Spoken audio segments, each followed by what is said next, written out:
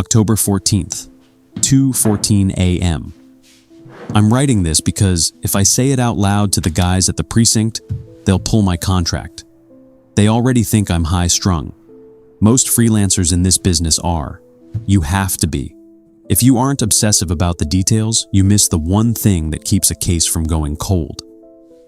In the West Riding, we call the strobe the great equalizer. It doesn't matter if you were a billionaire in a penthouse or a John Doe in a drainage ditch. Under a 60-watt flash, everyone turns to the same shade of blue-white marble. I use a Nikon D850. It's a beast of a machine, 45.7 megapixels. Most people don't understand what that means. It means I can zoom into a high-res RAW file and see the individual serrations on a knife wound. I can see the microscopic dust of a drywall fracture on a victim's sleeve. I see the things the detectives miss because they're too busy looking for a motive. I don't care about why. I only care about where the blood landed, where the shell casings rolled. But lately, the where is starting to change. October 28th. The job is supposed to be routine. Bleach, fluorescent lights, the smell of copper and unwashed laundry. You ground yourself in the procedure. You set the tripod. You check the metadata. You take the overall shots, then the mid-range, then the close-ups. You don't look at the faces. You look at the evidence markers. 2 weeks ago, I was called to the Miller residence. A triple homicide in a gated community. The house was too quiet. Not the quiet of a library, but the quiet of a vacuum. I was doing the overall shots of the master hallway.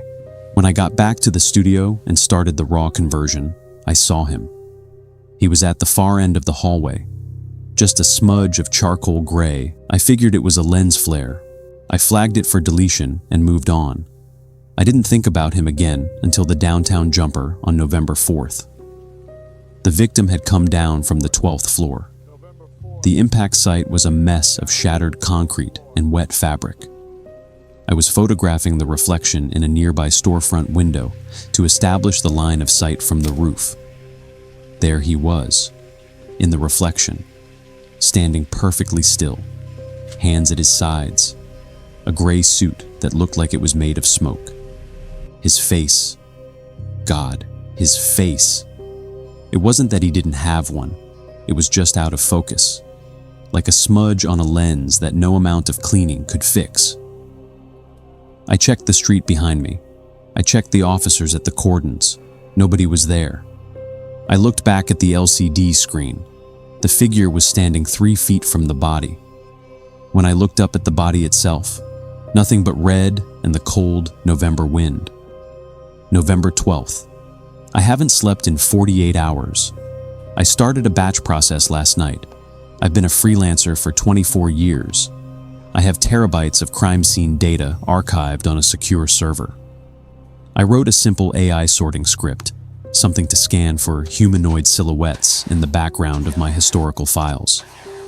The server fans have been screaming all night. The results are, they're impossible. He was in an apartment fire in 2024. He was in the crowd of a vehicular manslaughter in 2019. He was reflected in a pool of blood in a domestic dispute in 2015. I went back further, all the way to my very first case as an intern in 1998. A cold, damp basement. I didn't have digital then. It was all 35mm film. I pulled the physical contact sheet out of my filing cabinet. I used my magnifying loupe on the dark corner behind the furnace. He was there. He was smaller then, further away. But the posture, that stiff military stillness, was identical.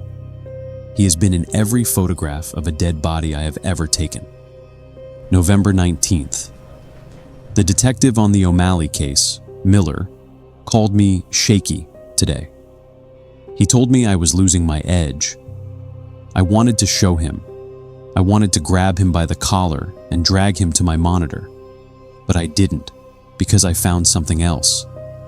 I was processing a scene from a locked room suicide.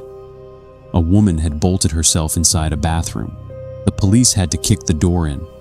In the shot of the medicine cabinet, the gray man is standing inside the shower.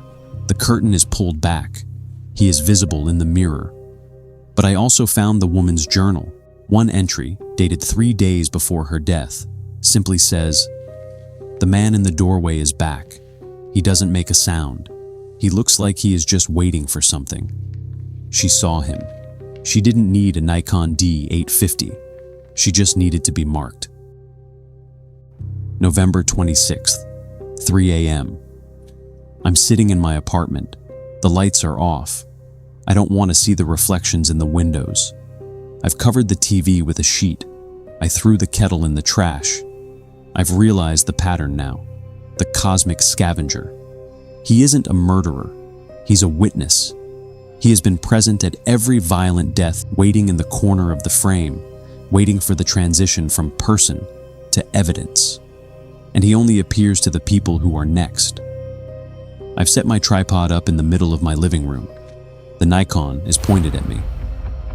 I've set the timer for 10 seconds. I can feel the air in the room getting heavy. The silence is pushing against my eardrums, just like it does at a crime scene. The great equalizer is sitting on that tripod, its red AF assist light blinking at me. 7 seconds. I'm a forensic photographer. I see what everyone else misses. 5 seconds. I wonder if I'll be in focus, or if I'll be the smudge this time. 3 seconds. I wonder if the next guy, the one who takes my contract, will notice the tall man in the charcoal suit standing behind my chair. 1 second. Maybe he isn't the thing that kills you. Maybe he doesn't cause the accidents, the murders, or the tragedies captured in those photographs. Maybe he simply knows when they're coming. And maybe that's worse. Because somewhere tonight, someone will take a photograph. They'll look at it once and see nothing unusual. Then someday, they'll look again. At the window behind them, the mirror across the room, the reflection in the darkness.